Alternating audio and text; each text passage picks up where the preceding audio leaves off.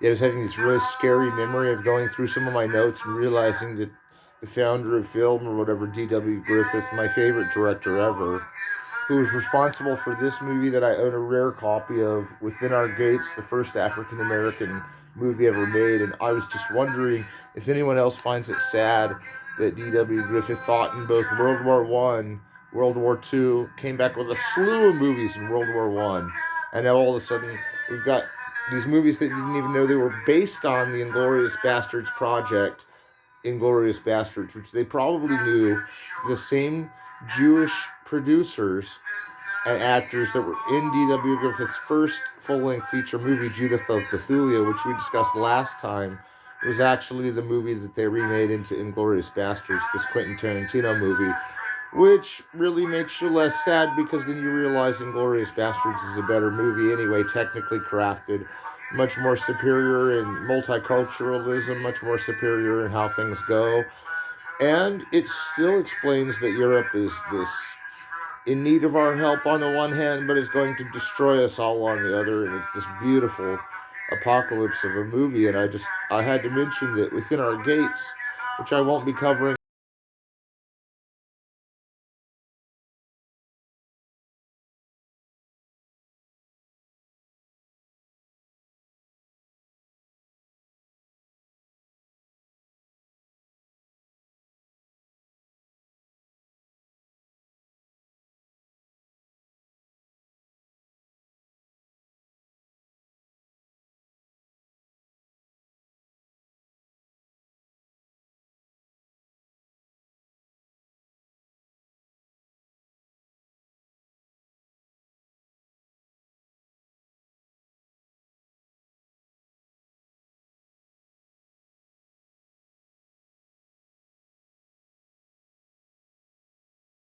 considering how the 1950s audiences, if it came from outer space, were so into watching Reefer Madness while stoned, and it made them laugh, which Griffith tried to do once, and it never really cheered him up.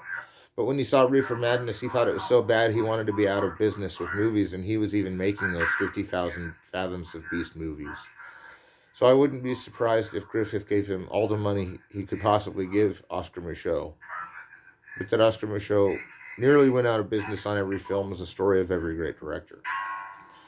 Now this one is the one where everybody shelled out, nobody cared. It's called Berlin Alexanderplatz. It's from 1980. It's R.W. Fassbinder. And I'll tell you, for all of his career, he's going hard and strong and doing these great movies in the 70s. This one being 1980, and this is the culmination of it all, but this is already 1980. He wanted to direct this movie in the 70s, and he's got men running around in all directions going, let's direct a movie, and that's half his movies, and that's what we all love about Fellini and Godard, is because they're movies about the making of their movies, whether or not they could get that out of it. And you know what? This one stands to a testament of recklessness. But nobody realizes that they rebuilt the city just to make this. They're like, I've got a good idea. The city's gone to shit. Let's build it back up, remind them of how good it was before the war, and walk around like we're people of today, and that we're fine, and that there's only gay innuendo in it. Doesn't even matter because it's made by a gay film that everybody liked him as a director, and as a director, he could say he was gay in Germany, and this was in 1980, and it's still an iffy subject. There's GLBTQ that said I didn't go sensitive because I'm a Griffith guy. But then I'd remind you of Louis Armstrong's little foray with high society, and how not everything is Griffith and not everything is Armstrong. That there were those dancers in those old war cartoons that were guys dressed in drag was because they needed women so bad. Well, this guy's got women. He's a gangster. He's part anti-Nazi. He's part pro-Nazi. There's 15 hours of this. And you think, how are we going to get through a rebuilt construction of Berlin? And how are we going to get through a movie not about the war by Germany, where they would have to probably surrender Das Boot style? But we're saying, let's make it about something about film, but about how film can capture these Jane Austen realities and suddenly bring back to the conflict of the human heart, and still contrast with the stories that are about great directors. And that's not even half the magic that makes this work. The lightning gold cinematography, the beautiful characterizations, the impossible to do costume design, the absolute reflex of being on a camera that's on the ground and now it's up and you gotta do match on action shot is so precise in this.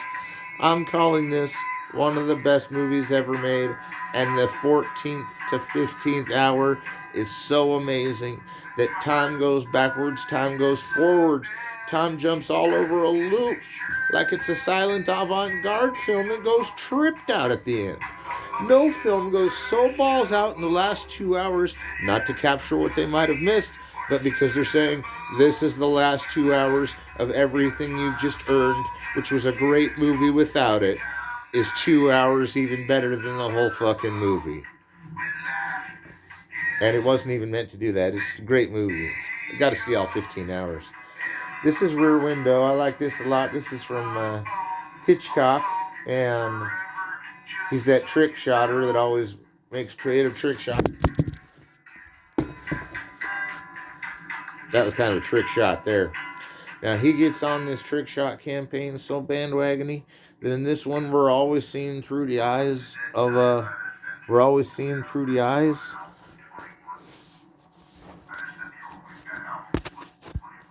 black ray beam, and it looks like we're looking straight at the rear window itself. And it looks like we're looking through a telescope. And it's Jimmy Stewart at the telescope. And why we had this trick shot in here, I don't know. We may have several more. This is kind of an unbalanced set. You think those sets at Tin Pan Alley were unbalanced? This is an unbalanced set. But that's okay, because we got Rear Window.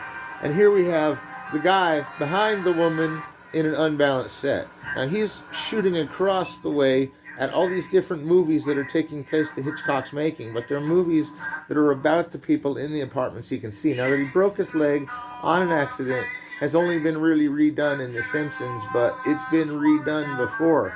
Now Hitchcock here is at his height of his game. He's already made Strangers on a Train. He's already got whatever he wants. He already gets whatever he wants. Nobody even knows how he does it. By being polite, I don't know. But that Hitchcock gets what he wants done is all over this film. Now, this film has been reveled about by critics that don't seem to realize that he is breaking the law, but he witnesses someone else breaking the law, and that's the only reason he gets out of breaking the law. Now, I don't understand how he can just sit there in front of the police and tell them that he is seeing things across the way that are illegal when he's not even supposed to be spying on anybody. And that's the whole trick of the film, is you forget that they would have shut his operation down, and the optimism comes out that he busts a murder. That Grace Kelly almost dies is all our scariest part, because in Hitchcock movies, he always seems like the woman's going to die, or does die, and we want her back because she's so beautiful that you can't have killed her. Now, I know that's a little trippy, because you always think that in a horror movie, the rule is that the hot chick dies. Well, it's not always that way, but that there's ambiguity that you're going to lose the best thing in your life. Your woman is supplanting Hitchcockian guilt. And I love it because it makes me realize that if the woman in the room right now was going across the wall to save me, I'd love her even more, but I don't think anybody wanted to even go in there when I'm already spying on them illegally. That's the ambiguity of this movie. You never know which direction he's going to go in, Hitchcock. You think for one time this guy just wants to be a voyeur the rest of his life because he's seeing cool stuff across the way is almost possible. But it's Rear Window, and we do discuss with a great heart that Hitchcock is, in a way, probably second only to Griffith and first only to most. So this is my first Hitchcock discussion on this film. But just remember, when you're seeing through the eye of the telescope, it's all the same filter in every shot, is what I was trying to say when my filter was in every shot. And we say this is not the end of what you need to know about Hitchcock. It's barely the beginning. But I do find it interesting that we focused on a thematic quality, and it has this kind of European flair studio stuff, but deep down it's Hitchcock saying, don't we all take risks to stop a greater risk, whether it's war or not, just by suburban life. It's a very David Lynch theme of it all. Now we're going to switch to one more that I'd like to cover, and I may have a couple more here. Yeah, I got one more after this. This is 1948, and it's post World War II, but it's the Red Shoes, and it's a color film and it's a sound film, and it's by Michael Powell and Emmerich Pressburger. Now this is that whole Black Swan thing they did later, where she gets so obsessed with her job that she dies doing it. She's so good at ballet that she dies doing it. Well, everybody knows that if you're the superstar that's going to be the best at it, you die doing it, at least in the movie version. And then they cut out those end years, which always make you cry, with Griffith and Louis Armstrong and all that, telling each other they can't be friends. This is worse. This is someone who is accepted by everybody. They all loved her. She died playing a ballerina. She went too far, died being a ballerina, and that is why this film is fucking amazing. Because she never stops dancing. In fact, she was dancing so much, Marta Shura, that they had to build a ballet room just so she could dance through it. And if she didn't dance through it, then she'd have absolutely kept dancing in every other scene. Now, that this puts to shame the ballet musical is the best one isn't just true. It's also that she is going through to, I'm the prettiest one, do I marry the director or the producer? Now, at this stage, this is kind of a dream already, but that her dancing looks like it's inside a dream is totally true. That she has the European fare makes sense, and that she's probably graduated to the musical school of how we make sound films now is already true. That Michael Powell and Emmerich Pressburger put the Dodge on the needle because they're saying, well, we already know that she'd have gone for me or him, but that we're the best. We're just rubbing in everybody's face, and we love that kind of curiosity with the British film that says, we know we're good, now we're going to give it to you, and you don't even get her at the end because we killed her. I love British cinema, man. I think they're great, dude. The fact that they would push her hard to dance as hard as she could till she died isn't true, though, because she didn't die at the end of this film, but that there would have been strange underground British publicity that says, join the ballet so you can die dancing, is probably true, but the way it's put together in that sentiment isn't as harsh. So we'll just let it go at the fact that Michael Powell did a lot to work on the surreality of that film, but Marta Shura pulled it off by being obsessed with that kind of thing anyway. And then I leave you with one that's a real humdinger, and then we'll discuss a little more about Within Our Gates. Since it was from the silent era last time, I wanted to just bring up that Inglourious Bastards thing. But this is one movie I've got to get through before we finish today. And this is Hiroshima Mon Amour. And this is absolutely one of the most intense, wild rides through a what am I seeing and what just happened movie I've ever seen. First of all, why are they doing it totally naked and there's like nuclear dust on them in the very first few seconds? I don't know, because even if I watch the movie 100 times, I'll never, which I've only seen it about 13 or 14 times. And this time I'm telling you, it's really poignant, because not only is the Japanese guy from Hiroshima and his girlfriend is a survived Jew. This movie was made in 1949, which was around the time of the Red Shoes, and they're coming back and they're saying, we're in love, we're from different cultures, everybody wants us dead, we got hit by nuclear bombs. That's not even why we're in love, is because of the coincidence of survivability. The survivability of a race? Possibly. She's Jewish, he's Japanese. Somehow they're against each other, but they got assigned to the let's destroy the world from them. And suddenly they're in love. And they're both somehow press agents, because the French liberal press has told them, you can make a movie. Now that he has to go over there and make their movie is typical of the French liberal press, because no one wants to make a movie like that. But that the couples really got along, and that it was a high-pitched, well-constructed set to the point of even Rear Window, I'm not arguing. What I'm saying is the way he edits through it, like we're not supposed to mash at the cool, but that we can see neon lights in this city that's already arising in France after the war, and there's still so much left of it. Well, gosh, there's still so much left of it in their brain, too, that nukes almost hit them, and they're walking zombies whenever they see the enemy, and that they have a romantic love beyond what a nuclear bomb could take away. It's already a freaking amazing movie. So, Elaine Renee, this is not messing around. This is the film that started the French New Wave. This is the film that Cahiers de Sena dared not answer the Positifs review, which Elaine Renee run. This is the film, after all he had on Shaft was some Sorbonne triple threat through the Sorbonne in a tracking shot maze.